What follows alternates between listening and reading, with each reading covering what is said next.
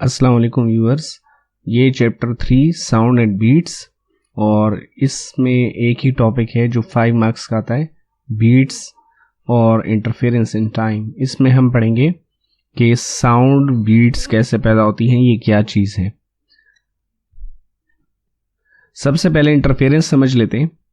ये देखें दो वेव्स, इन दोनों वेव्स में इस पोर्शन को क्रस्ट कहते हैं और इसको कहते हैं ट्रफ। जब एक वेव का क्रस्ट दूसरी वेव के क्रस्ट के सामने आ जाता है तो उससे यहाँ जो इफेक्ट पैदा होता है वो मैक्सिमम होता है, यानी एक दूसरे को इंक्रीज करती है। देखें यहाँ मैंने इसको रोक दिया है, तो यहाँ इसका जो इफेक्ट है ये दोनों आपस में ऐड हो रही हैं।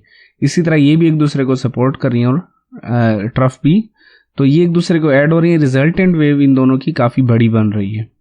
इसी तरह अगर हम क्रस्ट के सामने ट्रफ आ जाए, इस फिगर में आप देखें, इसमें ये क्रस्ट है और ये ट्रफ है, तो यहाँ पर ये एक दूसरे को कैंसिल कर रही हैं और रिजल्टेंट बिल्कुल ज़ीरो बन रहा है।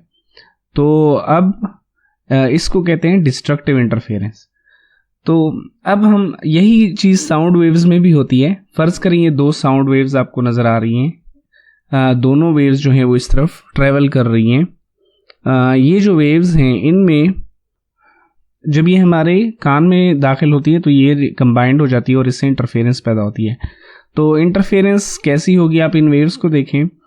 कुछ जगहों पर जैसे ये सेंटर वाला पॉइंट है, इस जगह देखें ये क्रस्ट और ये ट्रफ आपस में मिल रहे हैं, तो यहाँ रिजल्टेंट ज़ीरो है, कैंसिल हो रही हैं। लेकिन अगर हम थोड़ा सा पीछे चले जाएं, इस जगह पर देखें, इसका भी ट्रफ है और इसका भी ट्रफ है, इसका भी क्रस्ट है, इसका भी क्रस्ट है, तो यहाँ पर ये फुल सपोर्ट कर रही है एक दूसरे को। तो साउंड वेव्स क्या करेंगी, फ्रीक्वेंसी डिफरेंस होने की वजह से कुछ देर पहले जो एक दूसरे को कैंसिल कर रही थी वो अब यहाँ पर सपोर्ट कर रही हैं। तो हमें जो आवाज़ है वो पहले कम सुनाई देगी, फिर ज़्यादा सुनाई देगी। अगर हम इन दोनों को अलग अलग सुने तो हमें कांस्टेंट आवाज़ सुनाई देगी, बारी बारी अगर सुने। लेकिन अगर दोनों को इकट्ठा बजाएंगे, दोनों आवाज़ें इकट्ठी आएंगी, तो उससे जो आवाज़ है वो पीरियोडिकली चेंज होगी। तो आइए अब हम इसको एक्सपेरिमेंट करके देख लेते हैं। तो पहली जो फ्रीक्वेंसी है वो 440 हर्ट्ज़ की टोन है। तो चलिए सुनते हैं इसको। जी, तो अब जो सेकंड फ्रीक्वेंसी है वो 442 हर्ट्ज़ की है। इसको भी हमने अकेले ही सुनना है, तो ये भी आपको कांस्टेंट सुनाई देगी। अच्छा, अब हम इन दोनों साउंड वेव्स को इकट्ठा बजाएंगे तो आप देखेंगे कि इनकी जो आवाज़ है वो अब कांस्टेंट नहीं रहेगी। तो चलिए सुनते हैं। जी, तो इनको हम कहते हैं बीट्स। ठीक है, ये बीट्स हैं। तो अब हम टॉपिक की तरफ चलते हैं और वहाँ इसकी रीडिंग करते हैं, फिर इसकी कैलकुलेशंस भी हम करेंगे। पहले डेफिनेशन है, इसमें हमने लिखा है कि पीरियोडिक वेरिएशन, जैसे आपने सुनी है, अब इंटेंसिटी, आवाज़ की जो इंटेंसिटी, उसमें जो वक्फे से उतार चढ़ाव आता है, इसको हम बीट्स कहते हैं। और किसी भी सेकंड में बीट्स की तादाद इक्वल होती है जितना फ्रीक्वेंसीज में फ़र्क होगा। जैसे हमारी एग्जांपल में एक फ्रीक्वेंसी 440 हर्ट्ज़ और दूसरी 442 थी, तो हमें एक सेकंड में 2 बीट्स सुनाई दे रही थी हर सेकंड में। और इसके बाद है कि जब हम इसकी रीज़न मैंने बता दी है, तो यहाँ वही लिखा हुआ है कि अगर 2 मुख्तलिफ फ्रीक्वेंसीज वाली वेव्स आपस में मिलेंगी तो वो एक दूसरे को किसी लम्हे पर वो एक दूसरे को सपोर्ट करती हैं और किसी लम्हे पर वो एक दूसरे को कैंसिल करती हैं, जिससे उनकी आवाज़ में कमी और ज़्यादती होती रहती है। इसी तरह यहाँ हमने पढ़ना है इंटरफेरेंस इन टाइम, यानी टाइम के लिहाज से इंटरफेरेंस चेंज होता रहता है, लगातार कंस्ट्रक्टिव भी नहीं रहता और लगातार डिस्ट्रक्टिव भी नहीं रहता। तो फ्रीक्वेंसी मुख्तलिफ होने की वजह से ये इंटरफेरेंस कभी तो कंस्ट्रक्टिव बन जाता है और एयर ड्रम को मैक्सिमम वाइब्रेट करता है, और जब डिस्ट्रक्टिव होता है तो वो उसको मिनिमम वाइब्रेट करता है और हमें आवाज़ कम से कम सुनाई देती है। अब हम इसकी कैलकुलेशंस कर लेते हैं। फ़र्ज़ करें हमारे पास 2 साउंड वेव्स हैं और क्योंकि हमने इसमें मुख्तलिफ फ्रीक्वेंसी लेनी है और हम इसकी एंगुलर फ्रीक्वेंसी ओमेगा 1 और ओमेगा 2 कह देते हैं, लीनियर फ्रीक्वेंसी f1 और f2 है। तो इनकी इक्वेशंस हम लिखेंगे E1 equals to E naught cos omega t. हम किसी भी वेव को साइन या कॉस से रिप्रेजेंट कर सकते हैं। आप यहाँ साइन भी लिख सकते हैं, फर्क सिर्फ इनके स्टार्टिंग पॉइंट का होता है। साइन वेव जो है वो 0 से स्टार्ट होती है, वाई एक्सिस की वैल्यू 0 होती है और कॉस की जो वैल्यू है वो मैक्सिमम होती है। अब हम इन दोनों को ऐड कर लेते हैं जब ये सुपरपोजिशन होंगे, सुपर इम्पोज होंगे एक दूसरे के ऊपर। उसके बाद हम कॉमन ले लेंगे इसको और इस पर हम अप्लाई करेंगे ट्रिग्नोमेट्री का फॉर्मूला। तो ट्रिग्नोमेट्री फॉर्मूला है कि दो कॉस अगर ऐड हो रहे हो तो इक्वल होता है 2 कॉस, फर्ज करें ये फर्स्ट एंगल P है और सेकंड Q है, हम लिखेंगे 2 cos P minus Q divided by 2 cos P plus Q divided by 2। तो ये जो हमारे पास इक्वेशन आ गई है ये इन दोनों की रिजल्टेंट इक्वेशन है। अब इसमें एम्पलीट्यूड कौन सा होगा, तो ये जो लास्ट वाला कॉज है इससे पहले जो भी अमाउंट होगी ये वाली, ये सारा एम्पलीट्यूड है। अब देखिए आप, इसमें एम्पलीट्यूड में भी टाइम भी आ रहा है और साथ में कॉज भी आ रहा है। इसका मतलब ये है कि एम्पलीट्यूड टाइम के लिहाज से कांस्टेंट नहीं है बल्कि चेंज होगा, और कॉज का मतलब ये है कि पीरियोडिकली चेंज होगा मैक्सिमम और मिनिमम के दरमियान। तो यही हमने लिखा है यहाँ पे, this expression represents harmonic motion with frequency, कि इसकी वेव की frequency omega 1 omega 2 divided by 2 है, लेकिन इसका जो एम्पलीट्यूड है वो है 2a cos omega 1 minus omega 2 by 2 into T. और इसका जो एम्पलीट्यूड है, अब देखें इसमें एम्पलीट्यूड में t आ रहा है तो हम लिखेंगे कि इसका जो एम्पलीट्यूड है वो रिपीट करेगा अपने आप को मैक्सिमम और मिनिमम वैल्यू के दरमियान। ठीक है, मैक्सिमम 2 है और मिनिमम 0, और उसकी रिपीट करने की क्या फ्रीक्वेंसी होगी, ये जो कॉस के साथ लिखा हुआ है यहाँ पे एम्पलीट्यूड के अंदर, ये इसकी एम्पलीट्यूड की फ्रीक्वेंसी होगी। इस फ्रीक्वेंसी से एम्पलीट्यूड कम या ज्यादा होगा। तो इस फ्रीक्वेंसी को हम कहते हैं मॉड्यूलेशन फ्रीक्वेंसी, जिससे एम्पलीट्यूड कम या ज्यादा हो रहा है। ठीक है, इस फिगर पे दोबारा आ जाएं। इसमें देखें ये एम्पलीट्यूड जो है वो लगातार जो है वो कम ज्यादा हो रहा है। यहाँ पर 0 हो गया, ठीक है, और कुछ देर बाद दोबारा ये मैक्सिमम हो जाता है। तो ये जो एम्पलीट्यूड चेंज हो रहा है यहाँ पे, यानी यहाँ मैक्सिमम है, यहाँ 0 हो गया है और फिर मैक्सिमम और फिर 0। तो एम्पलीट्यूड के चेंज होने की जो फ्रीक्वेंसी है उसको हम मॉड्यूलेशन फ्रीक्वेंसी कहते हैं, और वेव्स की जो फ्रीक्वेंसी है उसको हम एवरेज फ्रीक्वेंसी कहेंगे। तो इस मेन इक्वेशन में हम इसको पुट कर देते हैं। ये जो इक्वेशन है इसमें हमने इसको पुट कर दिया, तो ये इक्वेशन हमारे पास आ जाएगी 2e not cos omega mod T cos omega average T, और इसमें हमने इस एम्पलीट्यूड को ई थीटा नाम दे दिया। ई थीटा जो है वो कौन सी वैल्यू थी, 2e not cos omega mod T.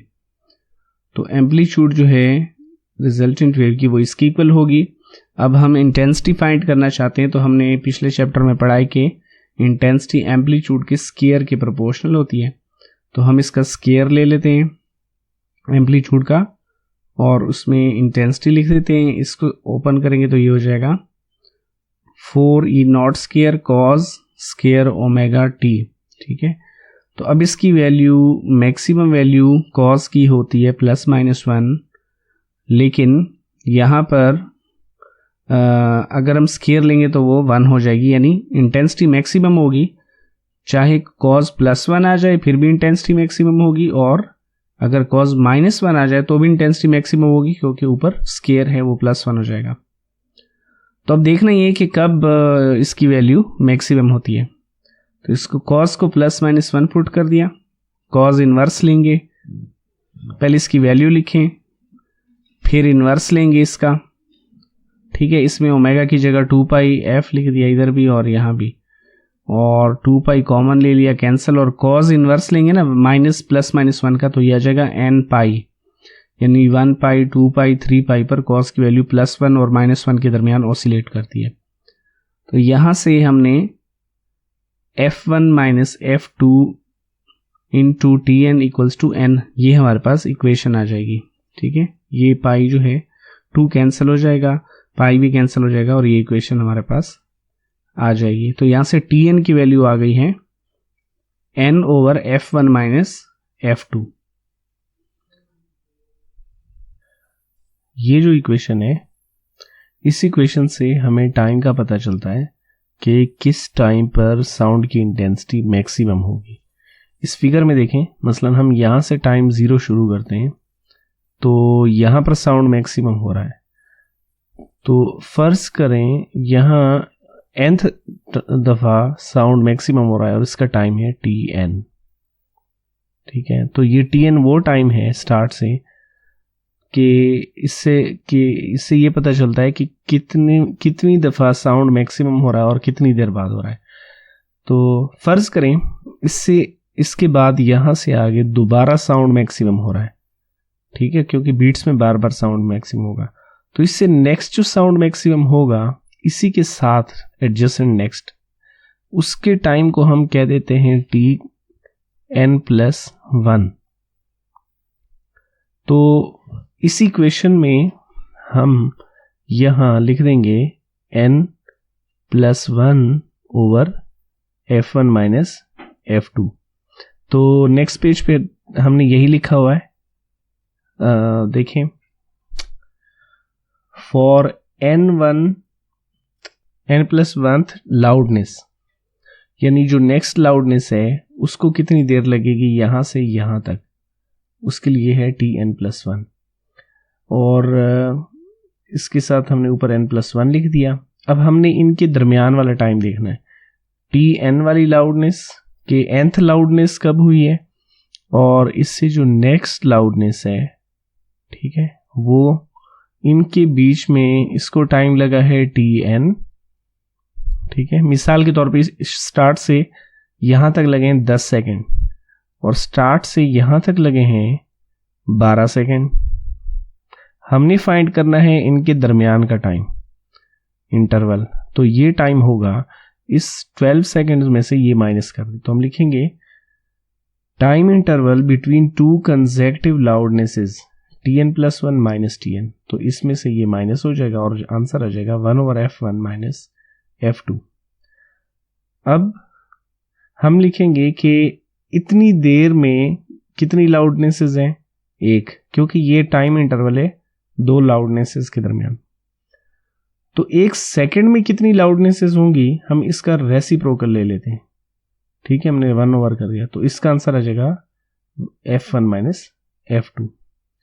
तो इसका मतलब 1 सेकेंड में f1 माइनस f2 लाउडनेसेस होंगी और इसको हम ऐसे लिख देंगे, number of loudness per second equals to f1 minus f2। और हर 2 लाउडनेस के दरमियान एक फेंटनेस होती है, यानी 0 इंटेंसिटी, नो लाउडनेस जिसको कह सकते हैं। ठीक है, तो इसका मतलब कि जितनी दफा आवाज 1 सेकंड में मैक्सिमम हुई है उतनी ही दफा मिनिमम भी होगी। तो एक लाउडनेस और एक फेंटनेस मिलाकर एक बीट बनती है। इसलिए हम लिख सकते हैं कि बीट्स की तादाद पर सेकंड इक्वल होगी f1 माइनस f2, या इसको हम ऐसे भी लिख सकते हैं कि beat frequency equals to f1, यानी 1 सेकंड में बीट्स की तादाद कितनी होगी इसका पता हमें चलेगा फ्रीक्वेंसी डिफरेंस से। तो ये इसके रिलेटेड न्यूमेरिकल्स वगैरह भी आ जाते हैं। और आखिर में हमने एंगुलर बीट फ्रीक्वेंसी देखनी है, तो हम इस f1 माइनस f2 को 2 पाई से मल्टीप्लाई कर देंगे। ये मल्टीप्लाई हो जाएगा, इसकी जगह ω1, इसकी जगह ω2। ये जो डिफरेंस है ये है एंगुलर फ्रीक्वेंसी का डिफरेंस।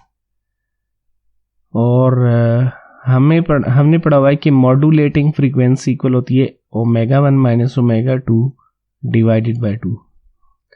तो अब हम ये जो ω1 माइनस ω2 है उसकी जगह हम ये लिख देंगे, ठीक है, और यहाँ ये हो जाएगा omega beat divided by 2 equals to omega mod. तो ओमेगा मॉड्यूलेशन इक्वल्स टू हो जाएगा ओमेगा बीट इक्वल्स टू हो जाएगा 2 मल्टीप्लाई बाय ओमेगा मॉड, यानी जितनी मॉड्यूलेशन फ्रीक्वेंसी होगी एंगुलर उसका डबल जो है वो बीट फ्रीक्वेंसी होगी। तो यहाँ तक ये टॉपिक कंप्लीट हो जाता है और उस चैप्टर में एक ही टॉपिक है।